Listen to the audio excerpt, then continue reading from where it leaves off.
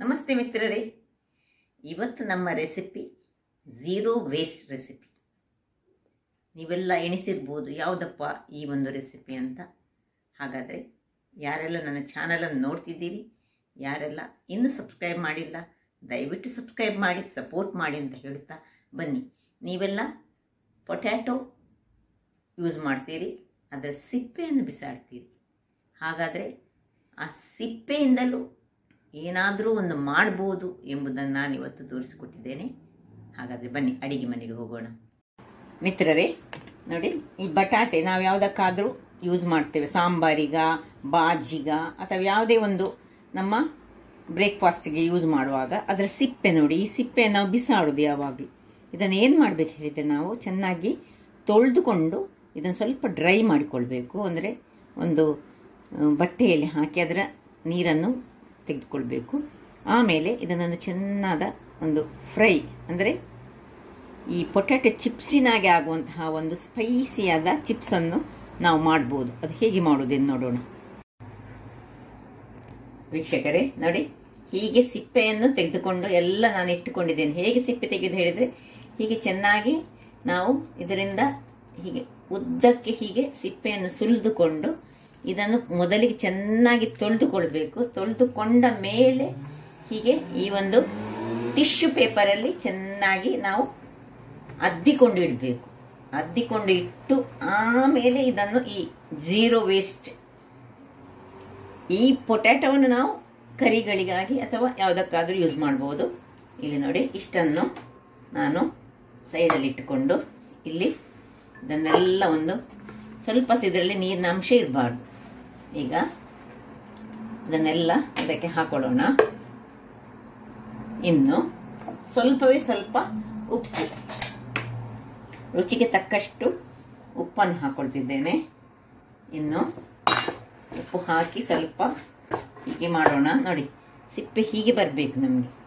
ಇನ್ನು ಸ್ವಲ್ಪವೇ ಸ್ವಲ್ಪ ಒಂದು ಪಿಂಚ್ ಆಫ್ ಇದು ಖಾರದ ಪುಡಿ, ಅಂದರೆ ಮೆಣಸಿನ ಪುಡಿ ಹಾಕೊಳ್ತಿದ್ದೇನೆ. ಇನ್ನು ಒಂದು ಸ್ವಲ್ಪವೇ ಸ್ವಲ್ಪ ಚಾಟ್ ಮಸಾಲ ಪುಡಿ, ಚಾಟ್ ಮಸಾಲ ಪುಡಿಯನ್ನು ಹಾಕೊಂಡಿದ್ದೇನೆ. ಒಂದು 1/4 ಸ್ಪೂನಿನಷ್ಟು. ಸ್ವಲ್ಪ ಹೆಚ್ಚು ಸಹ ಹಾಕೊಳ್ಬೋದು ನಿಮಗೆ ಬೇಕಿದ್ದರೆ. ಹೀಗೆ ಮಾಡಿ ಇದನ್ನು ಒಂದು 2 ನಿಮಿಷ ಹೀಗೆ ಇಟ್ಕೊಳ್ಳೋಣ.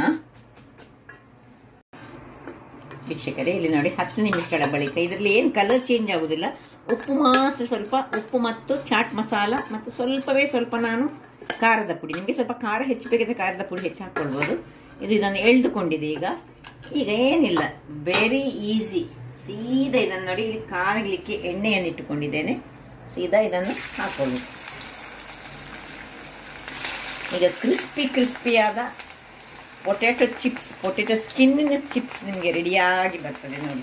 ಸ್ವಲ್ಪ ಮಾತ್ರ ಉರಿ ತುಂಬ ಸಣ್ಣದಿಟ್ಕೊಳ್ಬೇಕು, ಅಂದರೆ ತುರಿಗೆ ಜೋರು ಉರಿ ಇರಬೇಕು. ಆಮೇಲೆ ಹಾಕಿ ಆದ ಮೇಲೆ ಸ್ವಲ್ಪ ಸಣ್ಣದಾದ ಉರಿಯನ್ನು ಮಾಡ್ಕೊಳ್ಳೋಣ. ನೋಡಿ ಹೇಗೆ ಕ್ರಂಚಿಯಾಗಿ ಬರ್ತದೆ.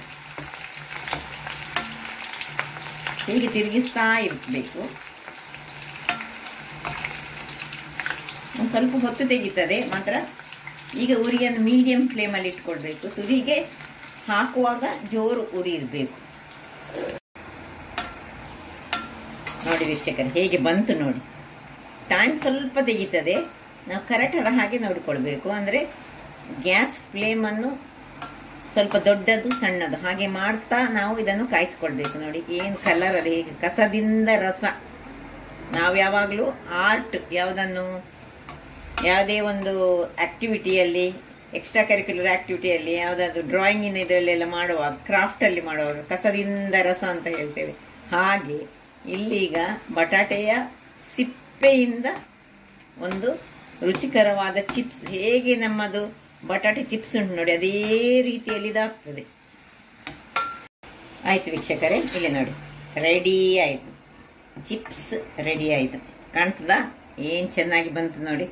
ಈಗ ಇದನ್ನೊಂದು ಟಿಶ್ಯೂ ಪೇಪರಲ್ಲಿ ಹಾಕೊಳ್ಳೋಣ.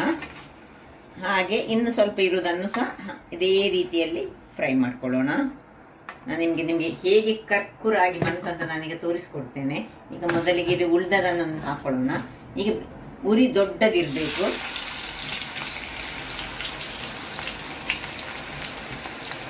ಇನ್ನು ಸ್ವಲ್ಪ ಇದಕ್ಕೆ ಏನೆಲ್ಲ ಹಾಕೊಳ್ಬೇಕದನ್ನ ಈಗ ನಾನು ಹೇಳ್ತೇನೆ ನೋಡಿ. ಇದು 2ನೇ ಬ್ಯಾಚ್ ಸಹ ಕರಿತಾ ಇದ್ದೇನೆ ವೀಕ್ಷಕರೇ. 2ನೇ ಸೆಟ್ ಸಹ ರೆಡಿ ಆಗಿದೆ ನೋಡಿ.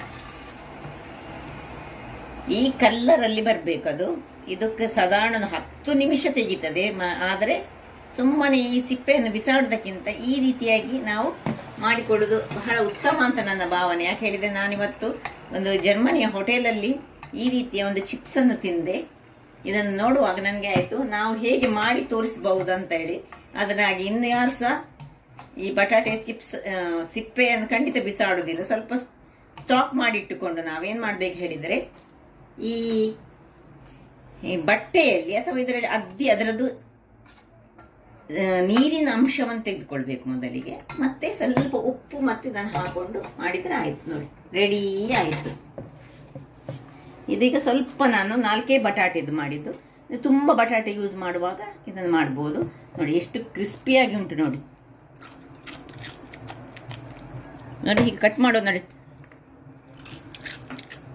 ನಿಮಗೆ ಸೌಂಡ್ ಕೇಳ್ಬೋದು. ಉಪ್ಪು ಮತ್ತು ಚಾಟ್ ಇದಕ್ಕೆ ಬೇಕಿದೆ ಸ್ವಲ್ಪ ಇನ್ನು ಸಹ ಚಾಟ್ ಮಸಾಲವನ್ನು ಹಾಕೊಳ್ಬೋದು ನೋಡಿ. ಸೌಂಡ್ ಬರ್ತದೆ ನೋಡಿ ಹೇಗೆ.